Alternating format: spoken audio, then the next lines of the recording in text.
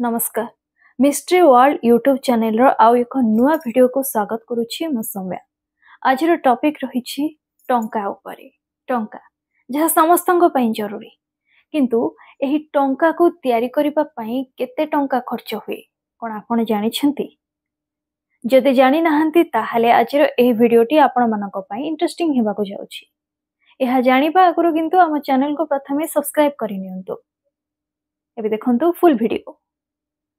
जीवन अतिबाहित करबा पई टंकार आवश्यकता बेसी रहिछि, तेणु एहाकु जेतेबेले भी पाखरे रखंती सेतेबेले खूब जत्न सहकारे रखंती, खास करी भारतीय नोट, कारण एहा कागज रे तयारी होई थाए। तबे नोट सेना कागज रे तयारी होई थाए, किंतु मुद्रा बा कॉइन तो कागज रे तयारी होई न थाए, बरं किछि धातु मिसी एही कॉइन बा मुद्रा को तयारी करा जाय थाए। तबे आजिरो एही वीडियो रे आमे कहिबु भारतीय मुद्रा बा कॉइन किपरि तयारी करा जाए आउ एहा पछरे केते टंका खर्च हुए। भारत सरकार अनेक प्रकारर मुद्रा बा कॉइन तयारी करंती। सरकारक द्वारा 1 टंका कॉइन रो 2 टंका 5 टंका 10 टंका 20 टंका 75 टंकार मुद्रा बा कॉइन मध्य तयारी होई थाए। एही मुद्रा तयारी करिपारे सरकार कोटी कोटी टंका खर्च करिथांती। एभली परिस्थिति रे अनेक मुद्रा एपरि रहिछि बा कॉइन एमिति रहिछि जहा तयारी करिबा पई सरकार एहार प्रकृत मूल्य ठारू भी अधिक टंका खर्च करंती, जेपरि कि 1 टंका मुद्रा।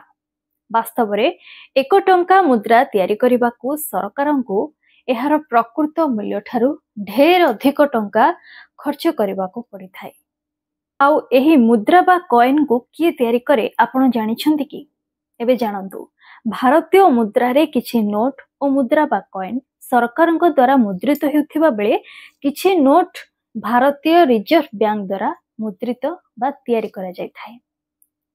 1 टंका नोट और समस्त मुद्रा सरकारंक द्वारा मुद्रित हेउथिबा बेले माने तयारी करा जाउथिबा बेले 2 ରୁ 500 टंका पर्यंत नोट भारतीय रिजर्व बैंक द्वारा तयारी करा जाय बा मुद्रित होई थाए। पूर्वरु आरबीआई 2000 टंकिया नोट प्रिंट करुथिला, किंतु परे आरबीआई द्वारा 2000 टंकिया नोट प्रत्याहार करिबाकू निष्पत्ति निया जायथिला। एबे जानंतु मुद्रा तयारी करिबाकू केते टंका खर्च हुए। जदि आमे मुद्रा तयारी मूल्य विषय रे कथा हेबा, तेबे सरकारंकू प्रत्येक मुद्रा पई बा कॉइन पई भिन्न भिन्न खर्च देबाकू पड़ी थाए। जेपरि कि 1 टंका कॉइन बा मुद्रा तयारी करिबा पई 1 टंका 11 पैसा खर्च हुए। एथि सहित 2 टंका मुद्रा तयारी करिबा पई 1 टंका 28 पैसा, 5 टंका मुद्रा पई 3 टंका 69 पैसा और 10 टंका मुद्रा तयारी करिबा पई 5 टंका 54 पैसा खर्च होई थाए। एही मूल्य 2018 वर्षर जेतेबेले आरबीआई एहा संपर्क रे सूचना देथिला। एबे जानंतु नोट छापिबा पई केते टंका खर्च होई थाए। आमे व्यवहार करुथिबा भारतीय नोट को तयारी करिबा पई अनेक टंका खर्च हुए। आपण जानिले आश्चर्य हेबे। नोट रो मुद्रण बा तयारी मूल्य विषय रे कहिबाकू गले 2000 टंकिया नोट छापिबार मूल्य 4 टंका पर्यंत थिला ओ एहा किछि पैसा मध्यरे सामान्य बदली थाए।